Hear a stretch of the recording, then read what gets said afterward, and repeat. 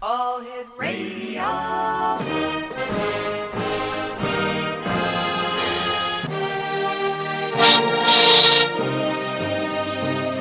Welcome to the X Zone, a place where fact is fiction and fiction is reality. Now, here's your host, Rob McConnell.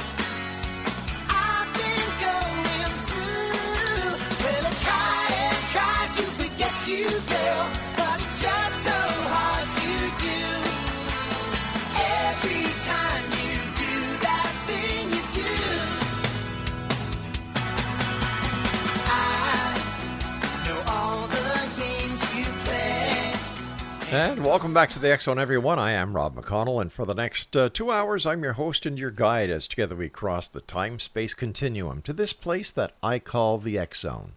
It's a place where people dare to believe and dare to be heard. It's a place where fact is fiction and fiction is reality. And the X Zone comes to you Monday through Friday from 10 p.m. Eastern until midnight, right here from our broadcast center and studios in St. Catharines, Ontario, Canada, on the X Zone Broadcast Network and your hometown radio, Classic 1220, and streamed around the world on classic1220.ca. If you'd like to send me an email, my email address is xzone@classic1220.ca.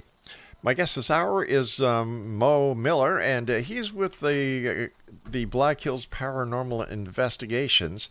And we've had the pleasure of having Mo with us before. And Mo, welcome back to the X Zone.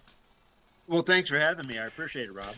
Yeah, before we get going into the meat and bones of the interview, have you ever heard about people being wrongly declared dead?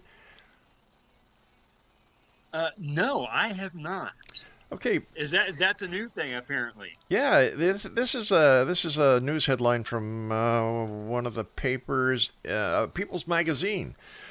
Woman wrongly declared dead for over 15 years is still fighting to prove her existence. Oh my God. Yeah, and it says here that a Missouri woman is still fighting to prove she's alive after she was wrongfully declared dead more than 15 years ago. When she was in college, Madeline Michelle Carthen had been anticipating taking part in the Webster University's International Intern Exchange Program in the summer of 2007. But she was never able to attend or even graduate after she was denied financial aid when her Social Security number suddenly listed her as deceased. And there's other stories where doctors have pronounced their patients deceased, and in one case that we checked out, the doctor declared the patient dead. The patient gets to the funeral home, and lo and behold, the funeral director realizes that this person is not dead, but very much alive. So I think that is why before, like if you're cremated, before they have to wait 24 hours. Yeah. And I think that might be why, because all of a sudden, if you sit up and you go, I'm not dead, you know. Yeah, do you remember in the olden days they used to put a bell outside of the grave, so that if the person was in fact alive, they came alive, and they'd ring the bell, and the gravekeeper would come and get them. Wow. Here we are in the year 2024, and you'd think by now they'd be able to tell if a person is alive or dead. I agree. Yeah. So, Mo, what's new with you and everything that's going on in South Dakota these days when it comes to the paranormal? Well, next weekend we're doing a paranormal, conference or a group of investigations with a lady from California. Her name is Marie Mason. Right. It's going to be for 3 days, and we're going to be investigating 6 different places in Deadwood, South Dakota. It's going to culminate with Mount Moriah Cemetery. Ooh. That's their equivalent of Boot Hill. And Wild Bill Hickok's buried up there. Seth Bullock is buried up there. Calamity Jane and a host of others. Have you gone there before and done investigations with your group? No, I have never. I know where the cemetery is, of course, but Mm-hmm. we've never actually done an outdoor investigation at the cemetery. So this will be a first for us. Can you do me a favor after you've done this this weekend? Get a hold of me and we'll have you on and we'll discuss what you guys found. Oh, that would be fantastic. Yeah, yeah, because I know our listeners love it when you come on the show, and this is what we're all about: is getting these information segments out there so that people who, well, let me put it to you this way: there are still people out there, and I know you know this for a fact, Laura, that have had paranormal experiences, but they're still afraid to talk about it. And when they hear people like you on the show who, and your group that has been doing a number of investigations over the years, they realize that they're not alone. And, Exactly. so hats off to you and the other great paranormal investigators out there, because not only are you paranormal investigators, but something else that is very important is you're actually historians. Exactly. One of the neat things for our group specifically is out here in the Black Hills. It's relatively new history, Mm-hmm. as far as history goes. But we get to go into a lot of places that your normal John Q. public doesn't get to go into. Like we get to go to attics and basements of places that people can frequent, Uh-huh. but they just go on into the main floor kind of thing. Whereas, as investigators, we get to go up and down and all around in these places, which a lot of people don't do. And there's a lot of historical stuff buried, in the tops, Mm-hmm. in the attics, in the basements and stuff that normal people don't get to see. Well, I believe one of the reasons, Mo, is that your group, as well as other groups out there, number one, they're responsible. Number two, Right. they're ethical. Number three, they're respectful. And number four, you're professional. Right. So I wouldn't let just anybody come into our home or into our offices and studios to, just to go around looking for the paranormal, unless, Ex- they were like you guys and the other groups that we have here on the show. Right. And we just got a call last week from a lady in Oneida, South Dakota. That's on the eastern side of the state. Oneida is a very small town. Yes. They want us to investigate the courthouse there because they're renovating it, and now all of a sudden they're seeing things, they're hearing stuff, and all kinds of things. And she looked for people on the eastern side of the state, which there aren't any anymore. There's only us apparently. So she called us, contacted us, reached out to us, Right. whatever you want to call it.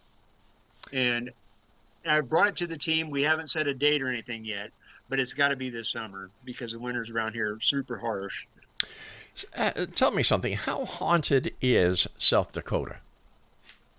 The places that we've been, I don't want to. It's like, for instance, Deadwood, Belfouche, the northern part of the Black Hills. Let's say Mm-hmm. there's like a pall almost over that portion of the hills. There's so much, because all the history was relatively recent and it happened really, really quick. Okay. Just about every single place in Deadwood, we've always come away with something. We've never been, we haven't been able to debunk everything, if that makes any sense. Yeah, it certainly does. It certainly does.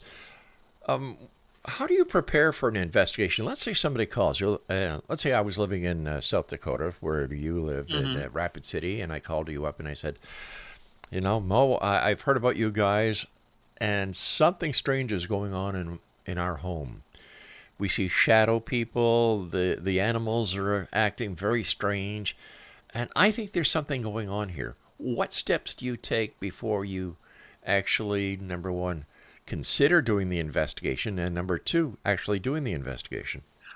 Well, first thing we'll do, we're going to reach out to the client, and they normally they will email us or whatnot, and then we'll set up a time. We'll call them, and we'll talk to them and ask them, what is going on. The second thing we do is we will do a preliminary walkthrough, which lasts about an hour, and that's, we haven't decided on investigating or anything yet, Right. but we'll go through and we'll get a lay of the land, so to speak.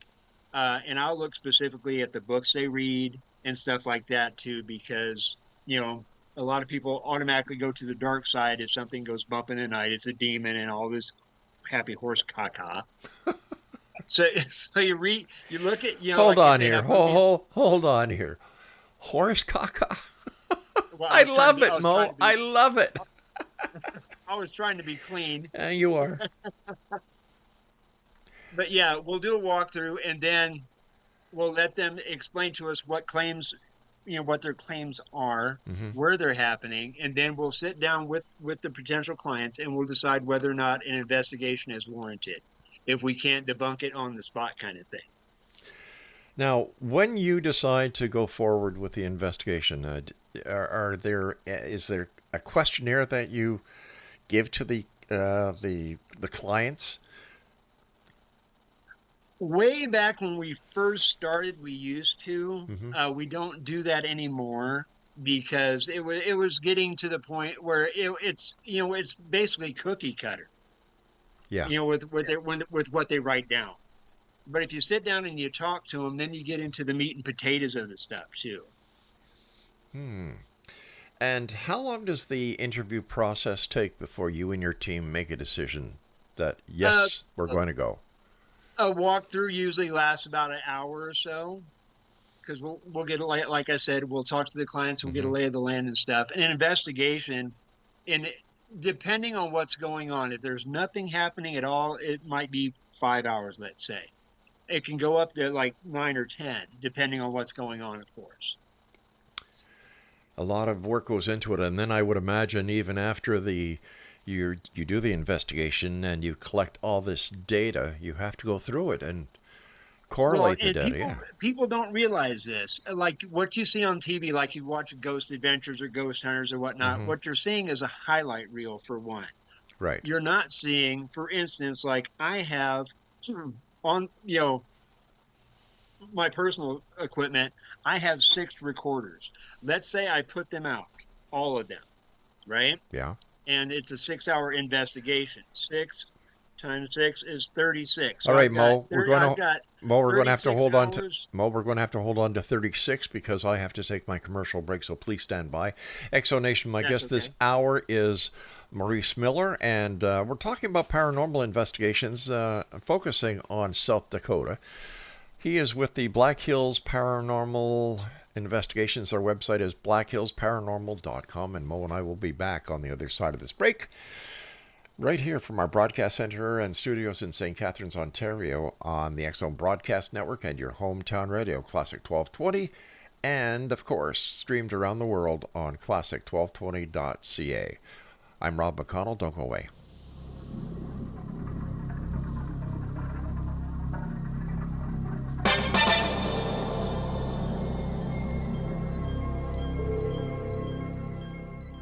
Bring the wind to carry me over, lead me home to my town. Tell me when that breeze is blowing, taking me home to my town.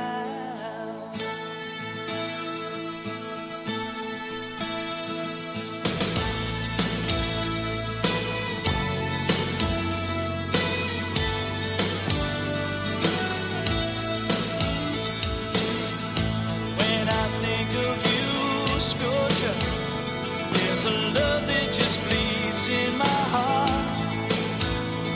In my childhood days, we went our different ways, but you knew that we'd never part. Welcome back, everyone. This is the X Zone, and that was Glass Tiger, a good Canadian band, which means I have fulfilled my obligations to CanCon by playing one Canadian song every hour.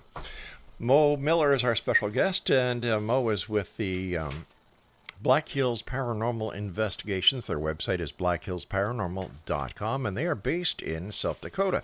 All right, before we went to the break, we were talking about your post-investigation and how you have to go through 36 hours of recorded material after the investigation, and that's only part of what you do.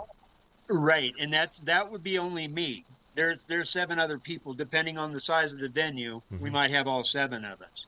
And each person has 2 or 3 recorders that they're going to stick out. My goodness. Yeah, so there's a ton, and then we have static IR cameras that we put out if it's warranted, and there's 8 of those, and we'll run them the whole time. So you'll have 6 hours, 6 hours, let's say, on each camera. So that's 48 hours. What people don't realize is that you and your team members buy your own equipment. Yes. And that Yes, I would imagine that's quite costly. Very much so. Thank goodness our husbands and wives are very supportive of what we do, because if they weren't, we'd be really hard pressed trying to get some of the equipment. You mentioned something about an IR. Yes. What is that? We have. That's infrared. So I you can see. see those are cameras that we'll put out, and you can see in the dark with those. If you're watching the screen. Oh, right. Would that be like night vision? Yes. Yes. Okay. Now, after all the years you've been doing the investigations, Mo, what was it that got you in so interested in it that you had to take the plunge and become an investigator? It started way back when I was a youngster. My mother, God rest her soul, and my grandmother were very much into dowsing and things of that nature, and Ouija boards and all this kind of stuff. Of course, when you're a young kid, you're too busy running around with your friends. I was still living at home, but I'd gotten a little bit older, 14 or 15, and they're still doing what they do. And I was kind of thinking to myself, is this part of the human condition, or is there more to it? And then I started reading case studies. And I'm not talking R.L. Stein goosebump kind of scary books, but actual case studies. And it's kind of like an onion. If you peel the layers back, all the claims from around the world boil down to the same exact stuff. People see things, they hear things, they experience stuff.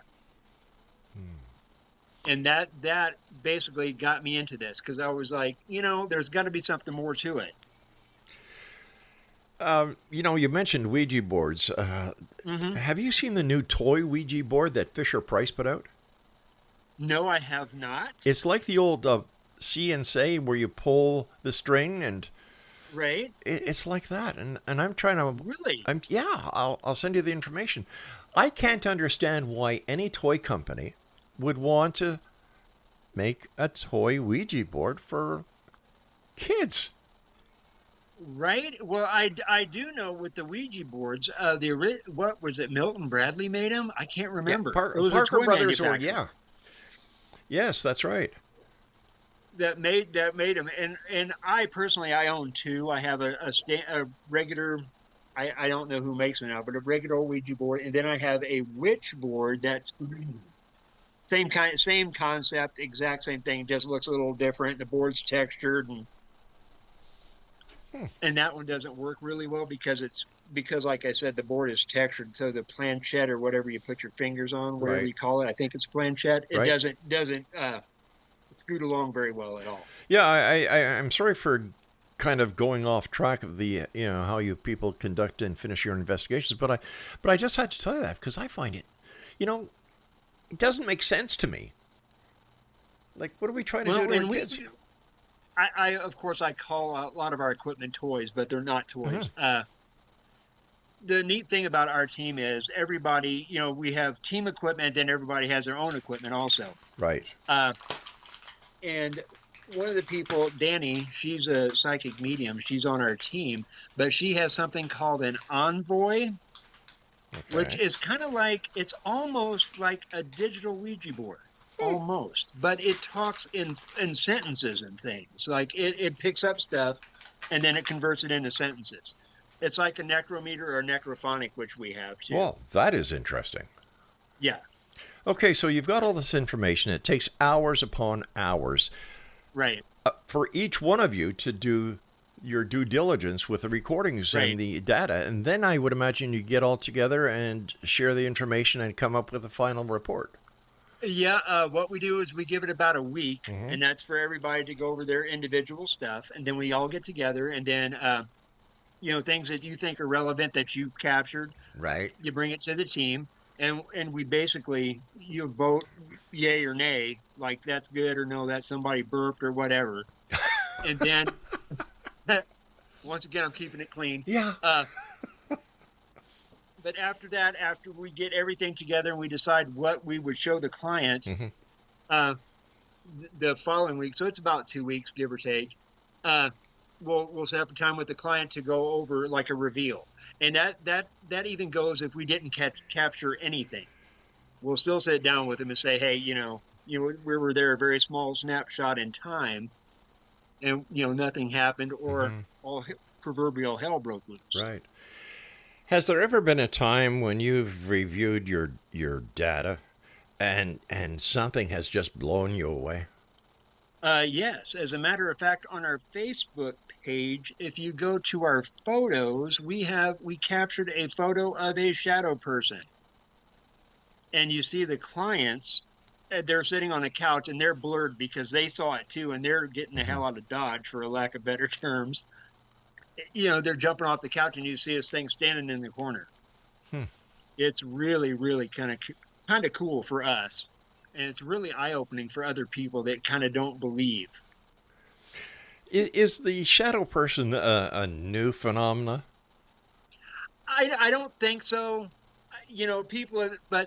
People misconstrue them. They automatically think because it's a shadow person that it's dark. Mm-hmm. Obviously, it's going to be evil. They're like this particular shadow person we caught Right. at one time was an alive person. Came through because we captured that here in Rapid City. Right. Came through before Rapid City was a town or anything, and so they were in wagons and whatnot, and they camped out here in town. The next morning, the guy cannot find. It was a guy. He couldn't find his wife, so he gets up. He starts looking for her. He ran across some indigenous people who killed him, Oh God. and he was angry because even now, up to now, Mm-hmm. he still couldn't find his wife. And that's how he presented himself, was he would be a shadow and just scare the bejesus out of everybody. Well, aren't all these apparitions, these ghosts, these spirits, these shadow people, aren't they all at one time humans, living, breathing? What I think a lot are, but once in a while you'll run across something we call elementals. Okay. They have never been human, and they might be of the forest or of the mountains or whatever, Right. and they just they're there, and they've always been, and they always will be. And we happen to run across them because we're out, actively searching for stuff too. Okay. So go- I'm sorry. no, go on, go on. What I was going to say was, with those, and you usually can tell that if something hasn't been or wasn't human to begin with, because it doesn't really interact too much with you. Okay. It's kind of like you're chasing, like, I hate to use this, but you're chasing a ghost, basically. You're chasing it around, but it's not interacting with you in any way, shape, or form.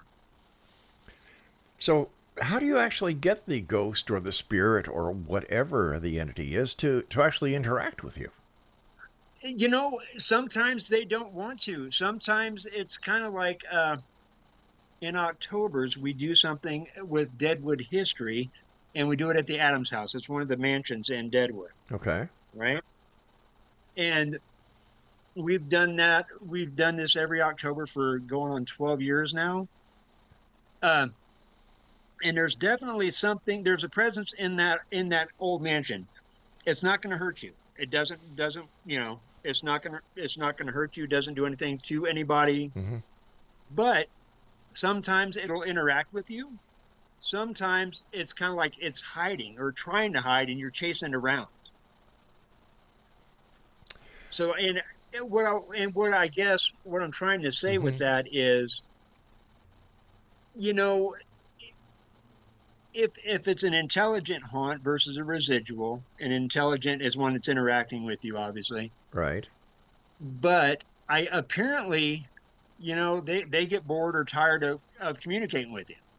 And sometimes they don't. Sometimes they just refuse to.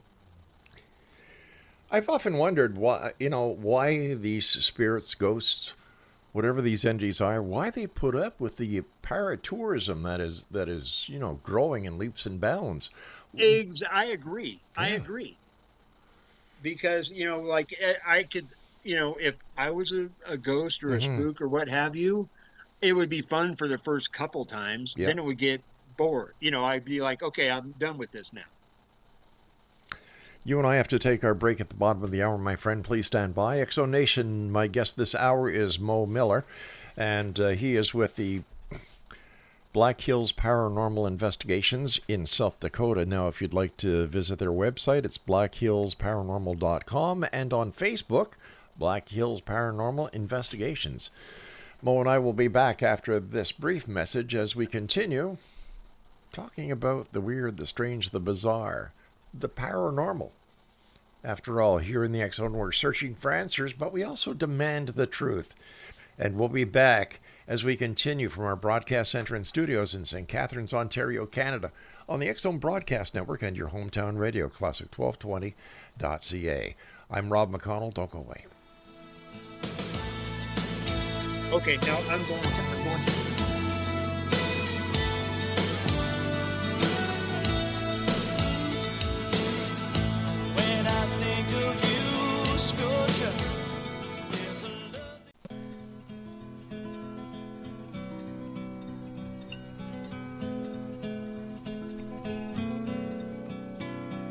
Upon the bitter green she walked, the hills above the town echoed to her footsteps as soft as eider down, waiting for her master to kiss away her tears, waiting through the years. Bitter green they called her, walking in the sun, loving everyone that she met. Bitter green they called her, waiting in the sun, waiting for someone to take her hand. Some say he was a sailor who died away at sea. Some say he was a prisoner who never was set free. Welcome back, everyone. Mo Miller's our special guest this hour. We're talking about paranormal investigations, and he is with the Black Hills Paranormal Investigations in South Dakota. Their website is blackhillsparanormal.com, and their Facebook page is Black Hills Paranormal Investigations. Have you run into demons? Because a lot of paranormal investigators now are blaming everything on demonic entities, and I think that's because that's what the public demands, because obviously a lot of these people, like the YouTube influencers, I guess, as well as the TV guys, if you don't have anything to show the people, you're not going to be on the air for, any time. But isn't that taking credibility away from investigation groups like yours and others who are there for the real reason, not to sensationalize what they're doing? Yes, I believe that wholeheartedly. And I don't think that I have ever ran into a demon. I'm sure there are people on our, on the team that would say otherwise, but I think I have ran across, of course, looking back over the years, I think I've ran across a couple angry spirits, kind of like the old guy when you were a kid, like, get out of my yard kind of guy. Yeah. But that's about as angry as it got. I didn't have anybody spitting pea soup or floating by, any of that weird kind of stuff. Yeah, I've known a few demons in my day. Mind you, they were all before I got married, and they were usually in a bar. But, right? Ever since I got married, no more demons. Well, maybe one or twice. I don't know. Right.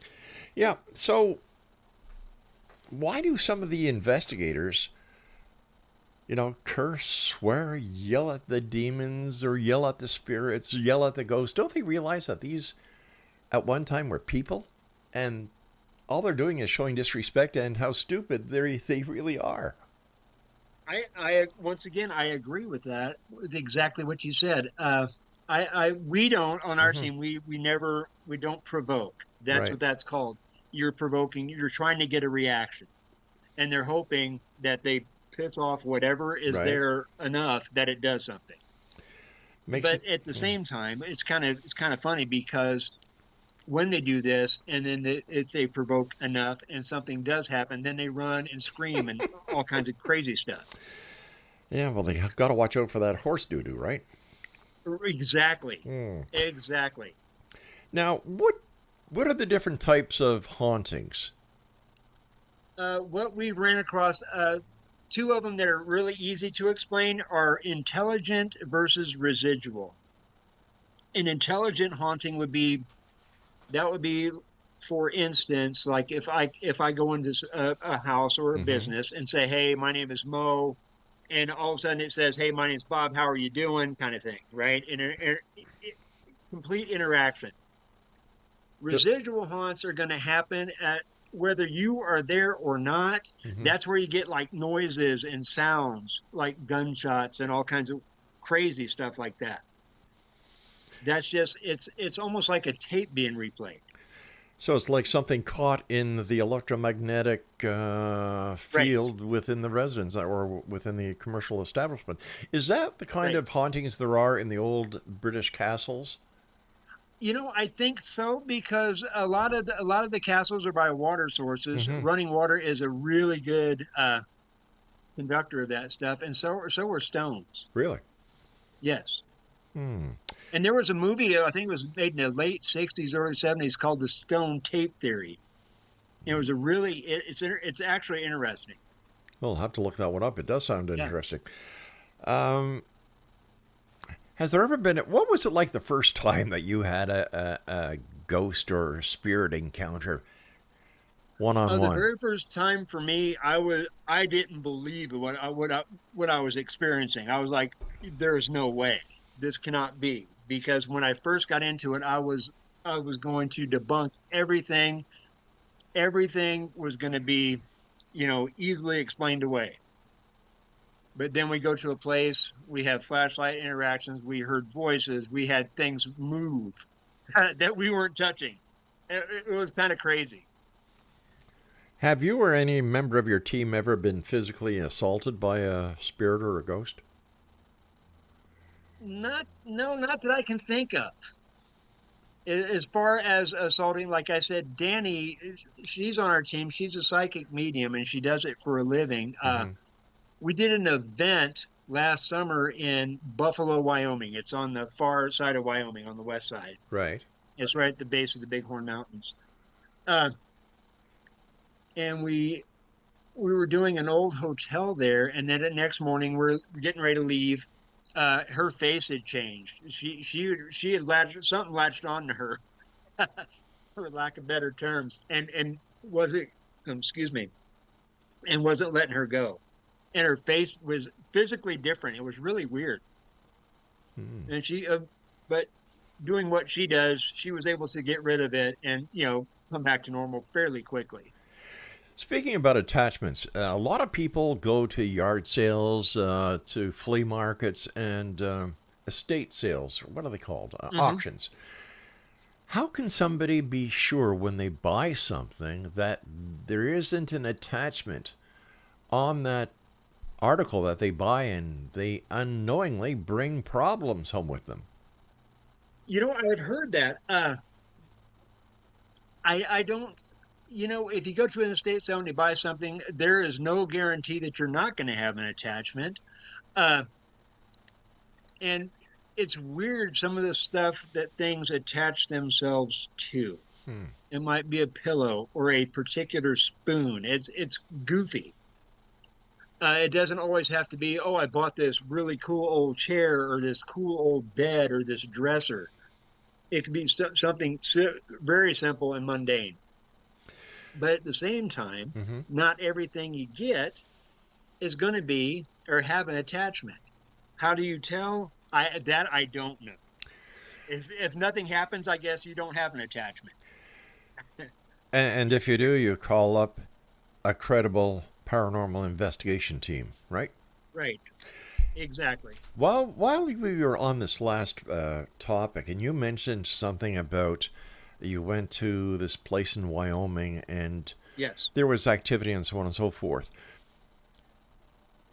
How does it work then? Yeah. No. What I'm trying to get at is, how does it work then if no matter where you are doing an investigation, there is a spirit there, which is basically, as far as I understand, the essence of the person who was alive at one time, or could we call it their soul?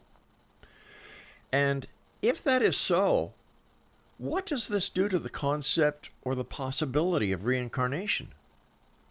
Exactly. I don't know. Well, the easiest way I explain to this when we give public presentations, when people ask me things like, like you just did, we know our hearts and our brains work on electrical conductivity. Right. Okay. So when you die, that little electrical charge goes somewhere.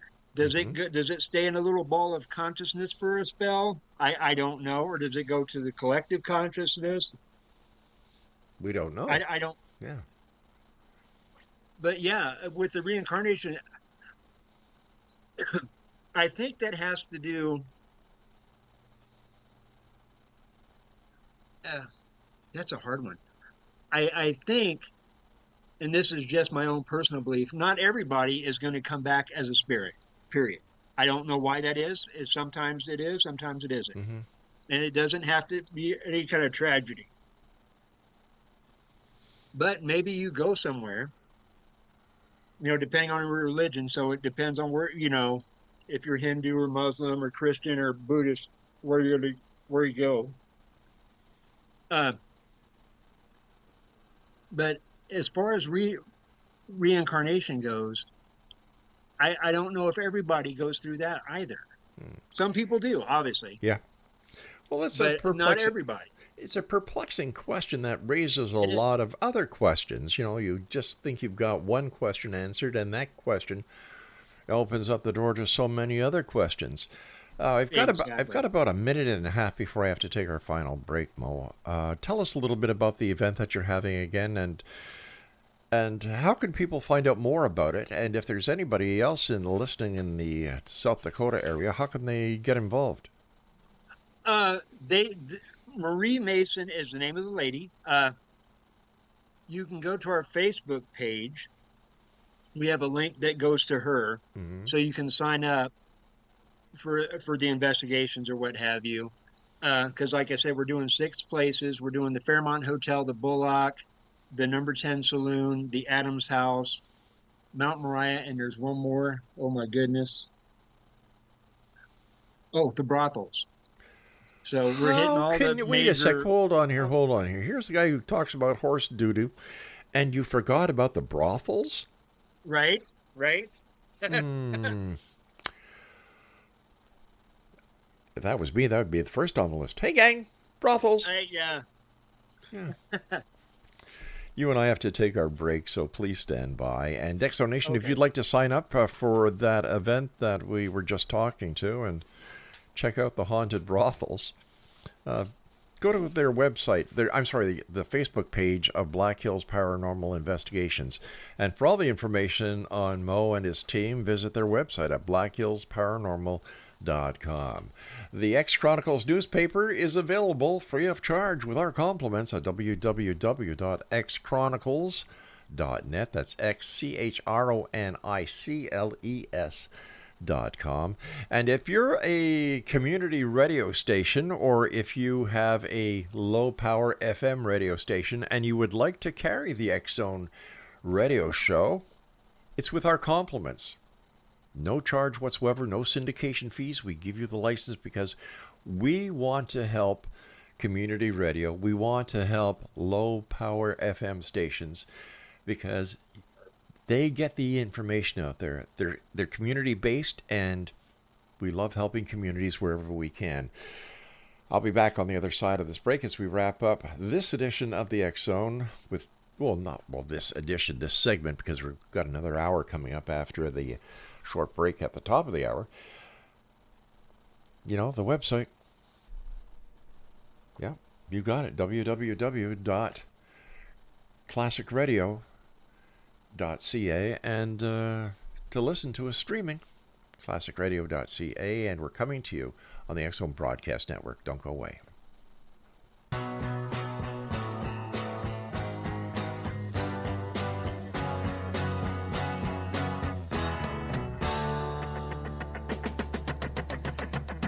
Anybody here see the noise, see the fear and commotion? I think we missed it. Anybody here see the love, see the hate, the emotion?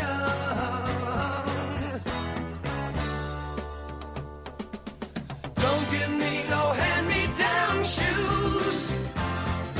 Don't give me no hand-me-down love. Don't give me no hand-me-down world. I got one already. Anybody here? Welcome back. That's Burton Cummings on the Guess Who Hand-Me-Down World, and the song that we played prior to that was Gordon Lightfoot and Bitter Green. This is the X Zone. I'm Rob McConnell, coming to you from our broadcast center and studios in St. Catharines, Ontario, Canada, on the X Zone Broadcast Network, and your hometown radio, Classic 1220, streamed around the world on classic1220.ca.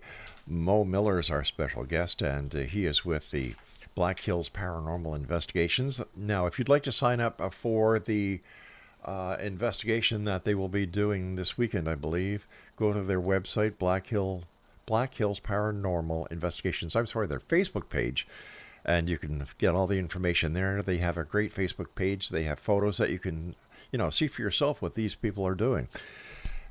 For more information on their website, blackhillsparanormal.com. As always, Mo, great having you with us. We talked about the investigations that you do. And then that question about reincarnation just came to me. That was a really good question, by the way. Now, what about these haunted dolls we hear about? Now, I had a lady on the show last week who said that she went to a location, I believe it was in Florida. Was it Florida, Craig? Yeah, in Florida, where they had this doll. And you had to get permission to take the photo of the doll, because if you didn't, you'd be cursed. That doll is Robert the Doll. I have heard about that guy before. How does this work? How can a doll carry so much weight where people really believe that if they take the picture without his permission, they're cursed? I think personally, I've never ran across the haunted doll. I don't understand how they have to ask permission, and he doesn't, he's not going to turn to them and say, okay, you're allowed to take a picture of me. Yeah, I believe there was something about a light. I can't remember. There was something that they used.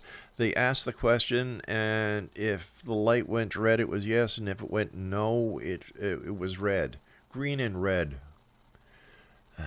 So is this part of mind over matter?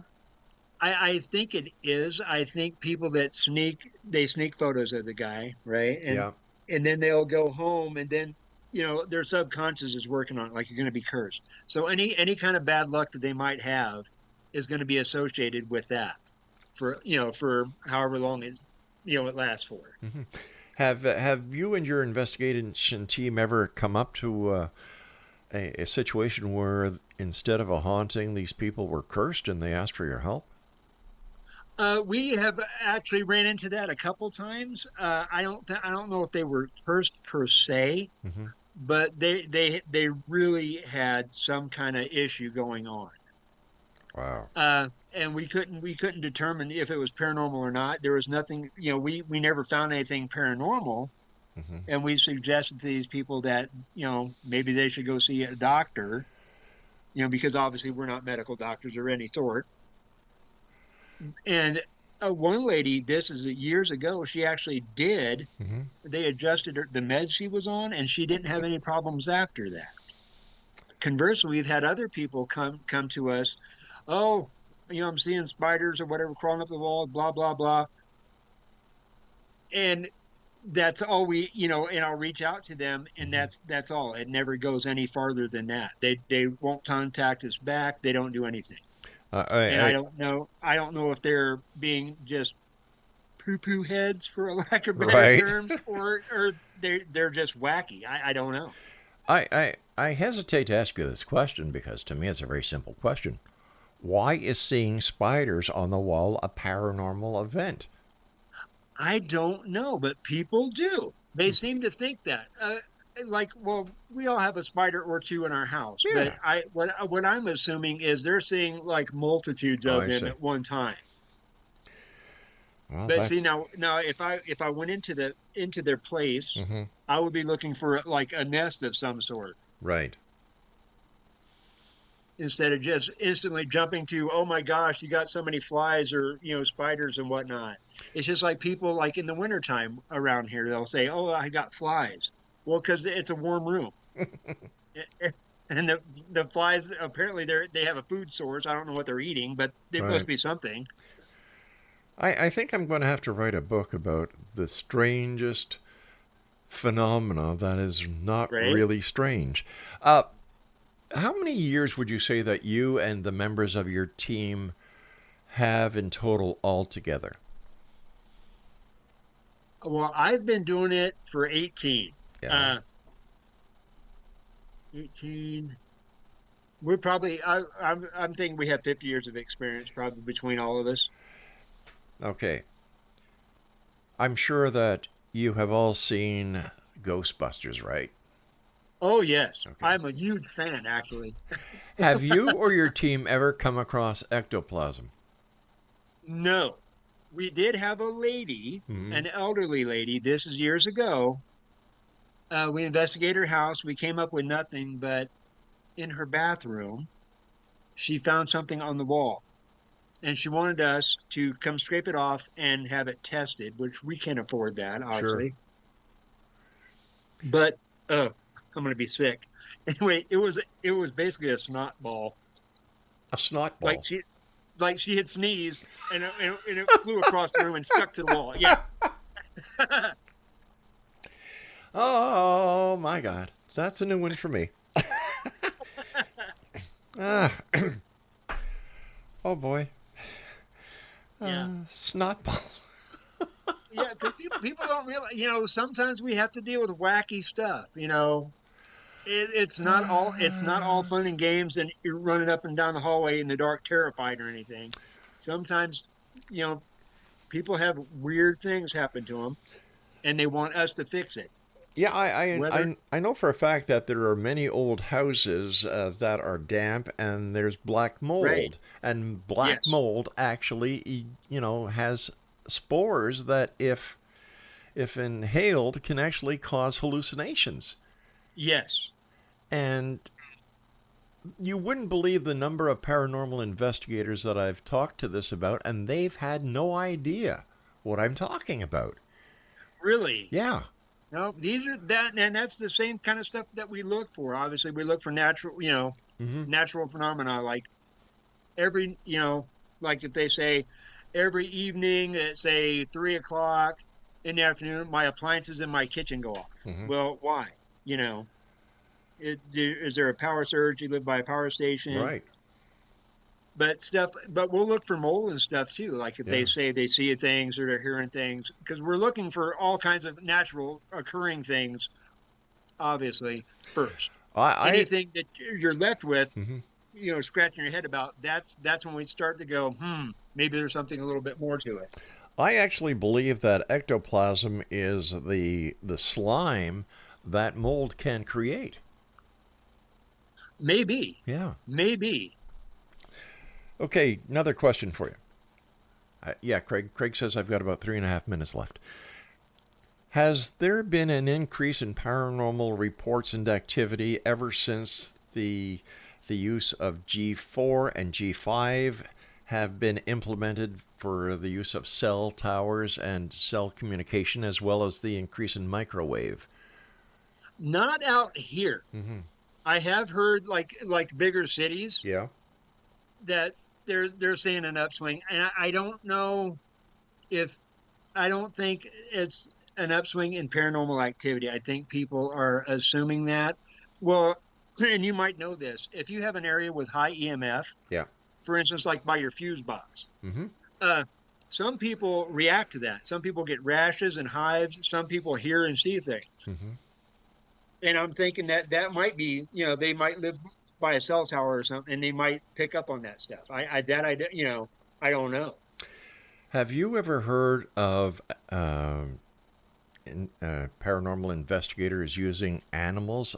There's one lady who claims that she has a dog that has been trained to detect paranormal activity.